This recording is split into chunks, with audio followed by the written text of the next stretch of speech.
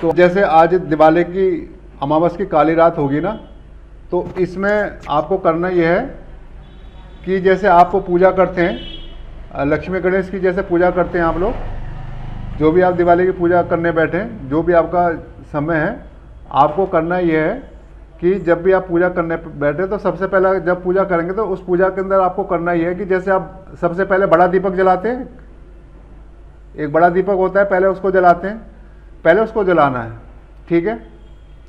फिर उसके बाद उस बड़े दीपक को जलाने के बाद फिर 5 दीपक जलाने हैं, उसको एक ही जगह रखना है, ठीक है।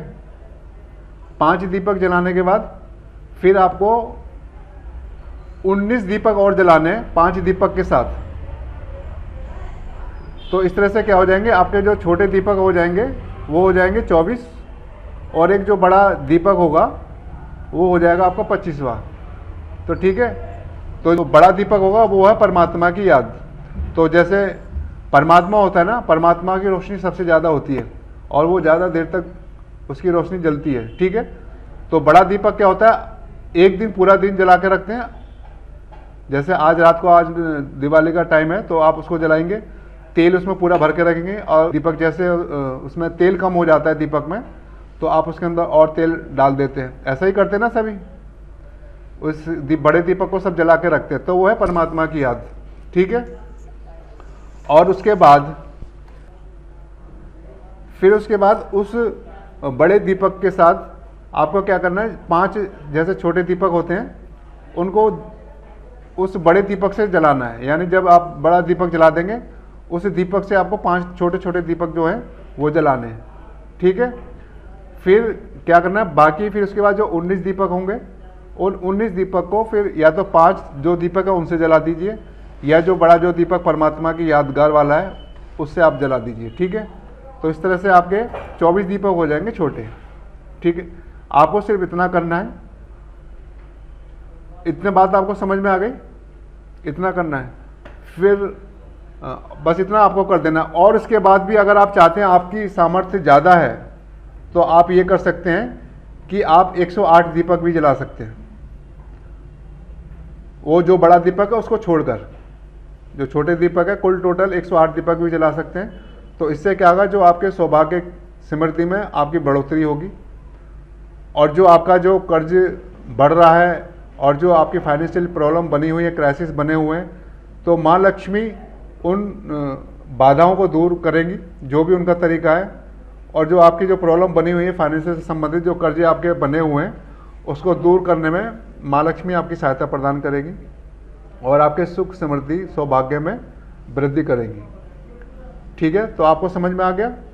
तो ये जो 24 दीपक है ना, ये 24 दीपक मैं बता दूं किस चीज़ के प्रतीक हैं। जो ये एक तो बड़ा दीपक तो आ गया परमात्मा का, और जो 24 दीपक हैं वो है हमारे, जैसे बताते हैं ना हमारे हिंदू धर्म में, कि इस धरती में कितने अवतार हुए हैं, हमारे इस धरती पे कितने अवतार हुए, 24 अवतार हुए हैं। तो ये 24 अवतार की निशानी के रूप में आपको 24 दीपक जलाने हैं। और ये 24 जो दीपक है, तो ये समझ लीजिए ये उन लोगों की यादगार है, या उन आत्माओं की, श्रेष्ठ आत्माओं की यादगार है, जो इस सृष्टि को बदलेंगे अब, और इस सृष्टि को बदलने में इनका बहुत बड़ा हाथ होगा, और नई दुनिया की स्थापना करने में इन 24 आत्माओं को बड़ा योगदान रहेगा, और यही सृष्टि को बदलने में अपना बहुत सहयोग प्रदान करेंगे।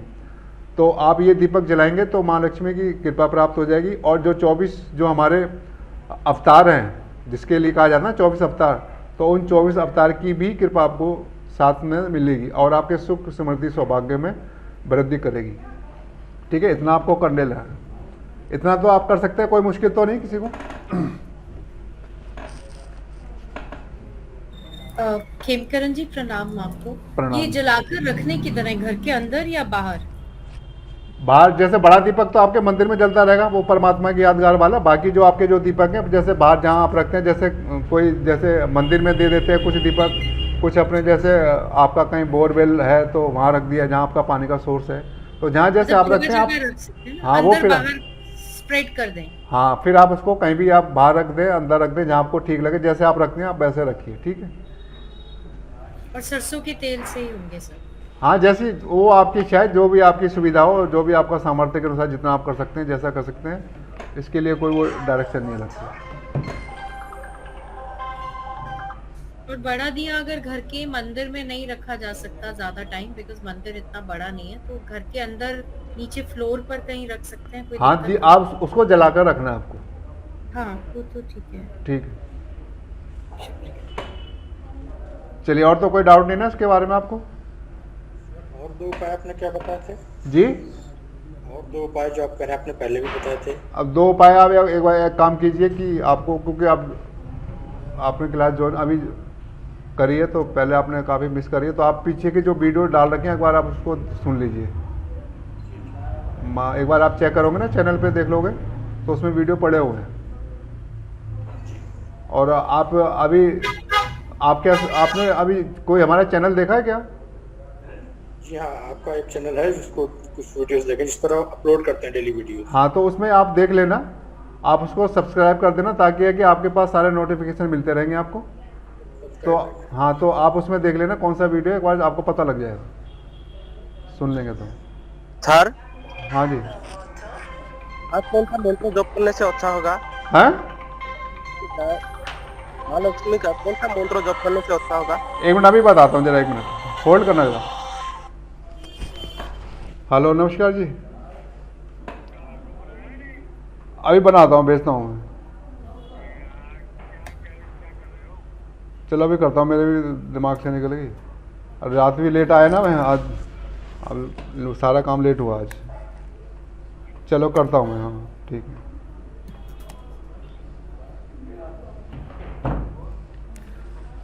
देखो, मंत्र की अभी कोई ज़रूरत नहीं है। आप अगर अपने से कोई मंत्र जाप करते हैं तो कर लें, अच्छी बात है, वो मंत्रों की एनर्जी काम करेगी।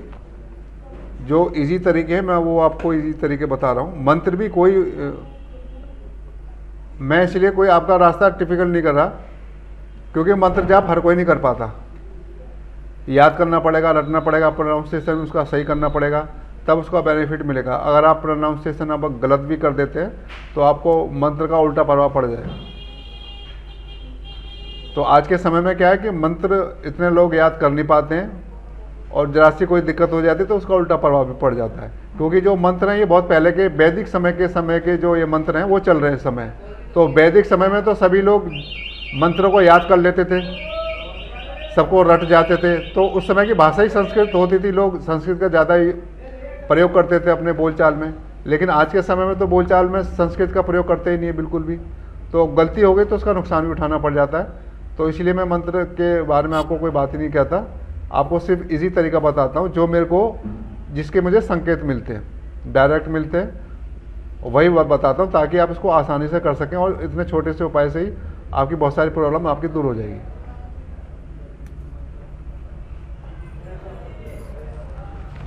चलिए ठीक है फिर। अच्छा ये बताइए, जो मुक्तेश्वर मुक्तिनाथ की जो तस्वीर निकालने के लिए बोला था वो किसने निकाली क्या? जिसने निकाली हो वो तो मेरे को दिखा दे। फोटो कहाँ मिलेगी? वो फोटो ग्रुप में डाल दी थी। आप ग्रुप में जुड़े हो क्या? हाँ व्हाट्सएप ग्रुप पर मैं जुड़ा हुआ हूँ। हाँ, तो ग्रुप के अंदर वो डाली हुई है फोटो हमने मुक्तेश्वर मुक्तिदाता की, तो उसको आप प्रिंट आउट निकलवा लीजिए ताकि उसकी एनर्जी आपके लिए काम आएगी।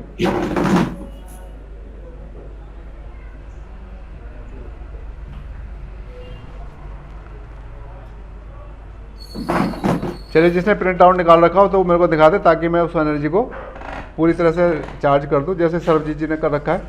ये इन्होंने अच्छा किया।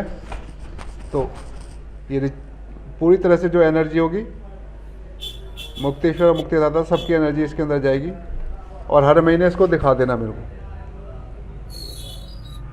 एक ही तस्वीर है, और भी निकलवाई है क्या आपने? अच्छा, एक ही है ना? ठीक है। अभी एक ही निकलवाई है चलिए, खीमकरन जी, ठीक। अभी मैंने छोटे वर्जन नहीं निकलवाए। चलिए कोई बात नहीं।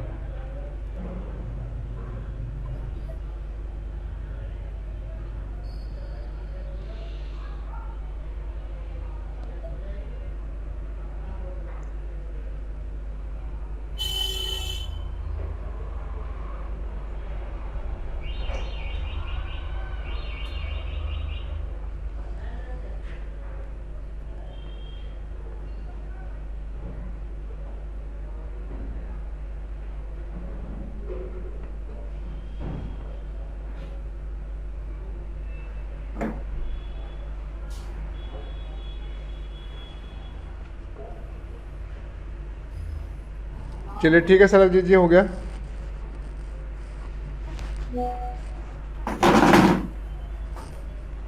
चलिए, और जो नए मेंबर जुड़े हैं उसके उनको भी मैं एक मौका दे रहा हूँ। जैसे पुराने मेंबर जुड़े हुए हैं, जो पितृसेना के बारे में आपने जैसे बताया था नए को, तो जिनको मालूम है, तो जिनके मेंबर जो पितृ हैं, जो पितृसेना में शामिल नहीं है, तो उनको भी अब मौका मिल रहा है एक,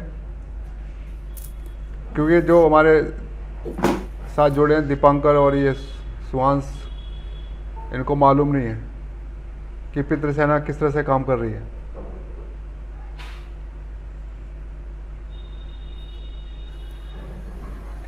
एक तो यह है कि जो नए मेंबर हैं, अगर ये चाहते हैं कि इनके पितृसेना में अगर इनके पितृ शामिल हो जाएं, अगर इनके जो पीछे के जन्म के जो भी पूर्वज हैं और वो यदि मुक्ति के लिए आते हैं, तो उनको पितृसेना में शामिल कर लिया जाएगा, अगर उनकी इच्छा है परमात्मा के कार्य में सहयोग प्रदान करने की, तो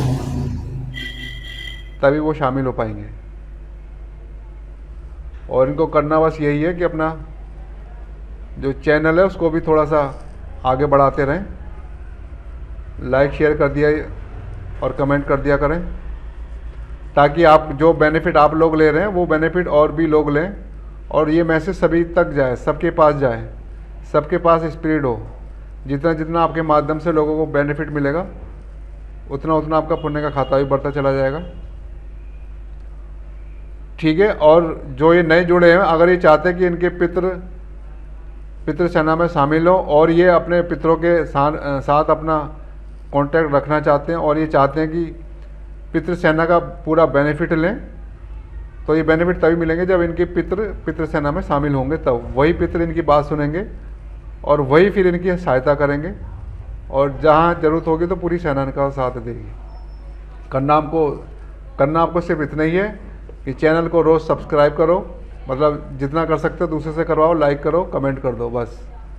31 दिसंबर तक यदि कोई भी मेंबर जिसके पितृसेना में शामिल अगर होना चाहता है, तो 31 दिसंबर तक अगर रेगुलर ये काम करता है, तो उसके जो पितृ हैं वो फिर पितृसेना में शामिल हो सकते हैं, उनको चांस है, मौका।